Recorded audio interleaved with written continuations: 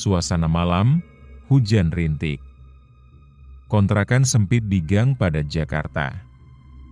Lampu redup. Bau amis bercampur bau daging busuk menyeruak. Kalian pernah gak ngerasain cinta yang berubah jadi obsesi? Yang awalnya sayang, tapi lama-lama malah jadi racun yang bikin gak waras? Ya, ini tentang dia. Tentang Randy, lelaki biasa yang terlalu cinta sama pacarnya, Dinda. Tapi rasa cinta itu berubah jadi neraka setelah Randy tahu Dinda selingkuh diam-diam. Gak cuma sekali, tapi berkali-kali. Terdengar suara Randy berbicara pelan, "Kamu bilang sayang, tapi kenapa kamu tega?" Dan malam itu, tanpa sadar, Randy berdiri di depan jasad Dinda, tubuhnya udah gak utuh lagi. Sebagian kepala, tangan, kaki, udah masuk ke dalam freezer di dapur kontrakannya. Bau amis, dingin, dan rasa sesal, tapi semua udah terlambat. Sebelum memulai kisahnya, pasang earphone-mu, biar horornya terasa lebih nyata. Kalau kamu suka cerita kayak gini, jangan lupa like, komen, subscribe, dan share ke teman-temanmu. Lorong Misteri selalu punya kisah yang siap bikin bulu kuduk merinding. Suasana sore menjelang malam. Hujan rintik turun membasahi atap kontrakan sempit di pinggir kota. Jalanan depan rumah becek, suara motor sesekali melintas. Di dalam kontrakan 3x4 itu, terdengar suara televisi menyala, tapi tidak ada yang benar-benar menonton. Dulu, semua terasa sempurna. Randy dan Dinda, dua anak muda yang saling mencintai. Mereka memilih hidup bersama, menata masa depan di sebuah kontrakan kecil. Gak mewah, tapi cukup buat mereka berbagi tawa, makan bareng, bahkan tidur berdempetan di kasur tipis yang mereka cicil sama-sama. Terdengar suara Dinda dengan nada manja, "Ren, jangan lupa beliin aku teh kotak ya, pulang kerja nanti." Randy menjawab sambil senyum, "Iya, sayang buat kamu, apapun." Tapi, semua itu gak bertahan lama. Entah sejak kapan, senyum Dinda gak lagi sama. Dia sering pulang larut, sibuk sama HP, dan mulai sering bohong. Randy ngerasa sesuatu berubah. Sesuatu yang bikin dadanya sesak tiap malam. Suara hati Randy, lirih, "Kenapa ya, Din? Kenapa sekarang beda?" Dan dari sinilah cinta itu pelan-pelan berubah jadi racun yang siap ngebunuh keduanya. Suasana malam, hujan turun makin deras. Randy berdiri di pinggir jalan, tubuhnya basah kuyup. Dari balik jaketnya yang lusuh, matanya terus mengawasi sebuah kosan kecil di ujung gang. Lampu-lampu temaram, suara kendaraan sesekali lewat. Nafasnya berat. Jantungnya berdetak gak karuan. Malam itu, Randy nekat ngikutin Dinda. Dia pura-pura pergi kerja, padahal diam-diam dia membuntuti Dinda dari belakang. Langkahnya gemetar, hatinya berharap semua ini cuma pikiran buruknya aja. Tiba-tiba suara langkah kaki Dinda terdengar semakin dekat. Randy menahan napas, bersembunyi di balik pohon. Tapi, harapan itu hancur. Matanya gak salah lihat. Dinda masuk ke kosan seorang pria. Dengan senyum. Dengan wajah bahagia yang udah lama gak dia lihat lagi di rumah. Suara hati Randy pecah. "Serius, Din? Ini kamu? Beneran?" Tangannya gemetar. Dadanya sesak. Tenggorokannya kering. Air mata panas jatuh bercampur air hujan. Dunia Randy runtuh malam itu.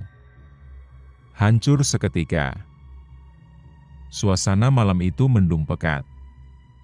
Di dalam kontrakan, hanya ada lampu 5 watt yang redup. Hening. Sampai suara pintu dibanting keras. Brak. Randy duduk di kursi rotan reot, tatapannya kosong tapi tangannya mengepal. Dinda baru pulang.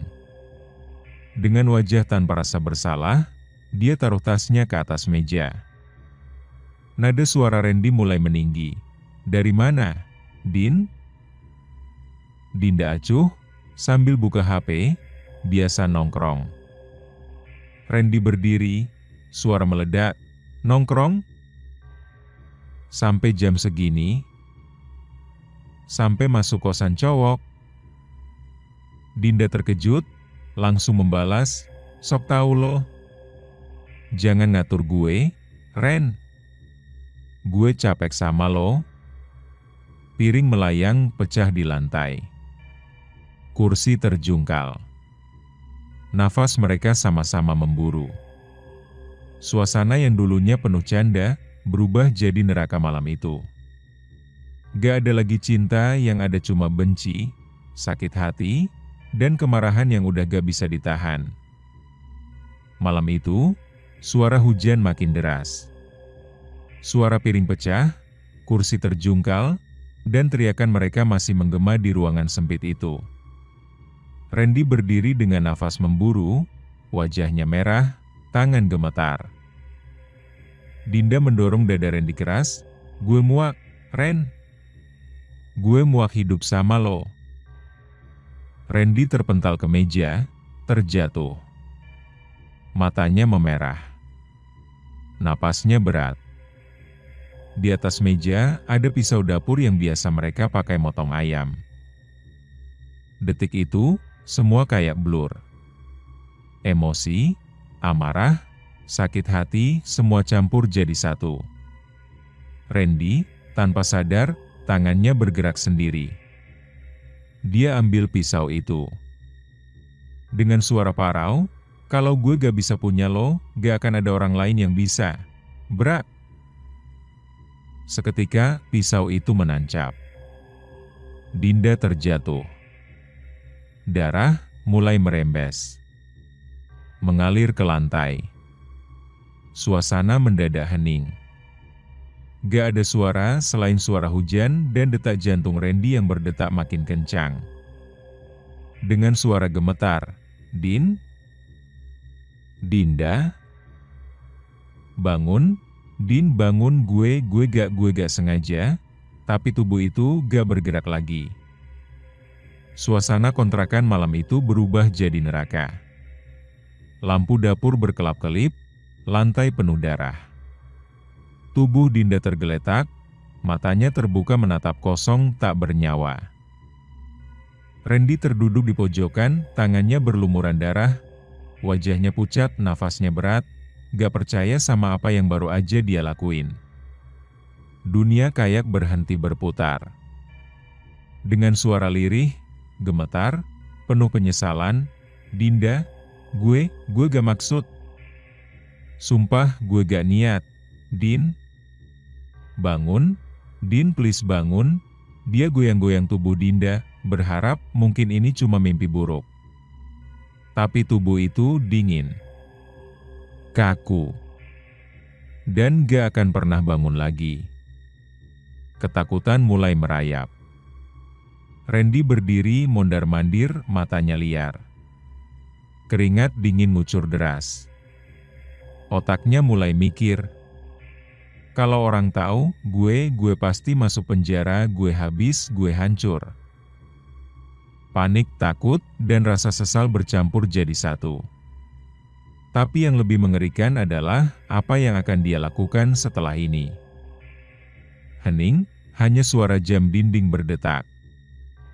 Tik, tik, tik. Bau amis darah mulai menusuk hidung.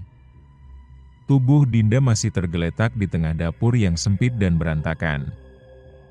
Randy berdiri mematung. Matanya merah, wajahnya basah oleh keringat dan air mata. Dia jalan mondar-mandir, ngeremas rambutnya sendiri. Otaknya dipenuhi suara-suara, bisikan-bisikan yang bikin dia makin gak waras. Suara hati Randy lirih, gemetar, "Gue harus ngilangin mayat ini, gimana caranya, gimana? Matanya melirik ke pojokan dapur ke arah freezer kecil yang biasa mereka pakai buat nyimpen es batu sama ayam beku. Otaknya langsung nyusun rencana gila. Dengan napas memburu, masukin aja ke freezer, iya, benar biar aman gak ada yang tahu, tapi tubuh Dinda terlalu besar. Freezer itu sempit. Mau gak mau, dia harus motongnya jadi beberapa bagian. Tangan gemetar, dia ambil pisau lalu gergaji besi, darah muncrat, suara daging robek, bau amis makin menyengat, tapi dia terus dan terus. Sampai semua bagian tubuh, kepala, tangan, kaki, udah rapi, masuk ke dalam freezer.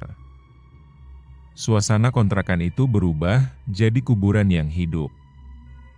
Freezer di pojokan dapur terus menyala. Suara mesin motornya berdengung pelan. Dingin menusuk seolah membekukan waktu. Sejak malam itu, hidup Randy gak pernah sama lagi. Setiap hari, dia pura-pura jadi orang normal. Pergi kerja, senyum sama tetangga, beli nasi uduk di warung depan. Tapi gak ada yang tahu kalau di dalam rumah itu, di dalam freezer kecilnya, ada potongan tubuh orang yang paling dia cintai. Dengan suara pelan, setengah berbisik, "Din, maafin aku ya, aku janji, aku bakal jagain kamu walaupun kayak gini." Malam-malam, dia sering duduk di depan freezer. Ngobrol sendiri, nyetel lagu favorit Dinda, bahkan sesekali dia buka pintunya hanya untuk memastikan potongan tubuh itu masih rapi. Masih baik-baik saja. 3 tahun hidup bersama jasad. Seolah Dinda masih ada. Masih hidup di dalam rasa bersalah dan rasa cinta yang udah berubah jadi kegilaan. Siang itu panas terik. Udara di dalam kontrakan makin pengap. Suara kipas angin tua berdetak pelan, berusaha melawan bau yang makin lama makin menusuk. Selama 3 tahun, Randy berhasil nutupin semuanya. Tapi bau itu pelan-pelan mulai keluar. Awalnya samar, kayak bau bangkai tikus. Tapi lama-lama makin menyengat. Tetangga mulai ngomel. Suara tetangga terdengar dari luar. "Aduh, bau apaan sih ini? Tikus mati ya?" Suara tetangga lain, "Iya, bau banget dari rumah itu deh kayaknya." Randy panik. Tiap malam dia semprot pewangi, nyalain lilin aromaterapi, bahkan naruh kopi di pojok ruangan. Tapi gak ngaruh. Yang lebih parah, listrik kontrakan sempat mati 2 hari dan freezer itu berhenti nyala. Bau busuk bercampur amis, keluar, nyebar ke seluruh gang. Dan Randy tahu, waktunya udah gak lama lagi. Rahasia itu gak akan bisa dia simpen selamanya. Dengan suara napas memburu, "Sial, gue harus ngapain sekarang?" Suara ketukan keras terdengar. Duk! Duk! Duk! Pintu kontrakan digedor berulang-ulang. Suara orang-orang ramai di luar. Suasana gaduh, penuh bisik-bisik dan rasa takut. Suara pemilik kontrakan teriak, "Randy! Buka pintunya. Ini bau apa ha? Kalau gak buka, gue panggil polisi." Randy duduk di lantai, punggungnya bersandar ke tembok, napasnya sesak, keringat dingin ngalir deras. Dia tatap pintu, lalu tatap freezer di pojok dapur. Matanya kosong, mulutnya gemetar. Dengan suara pelan, nyaris gak terdengar, "Selesai sudah." Gak lama, suara sirine polisi meraung. Weo. Pintu didobrak. Brak. Polisi masuk. Mereka langsung ke arah dapur, buka freezer itu, dan bau busuk langsung nyembur bersamaan dengan teriakan petugas yang menemukan potongan tubuh yang udah membeku, berwarna pucat bercampur darah beku. Salah satu polisi berkata dengan nada ngeri, "Astaga, ini manusia?"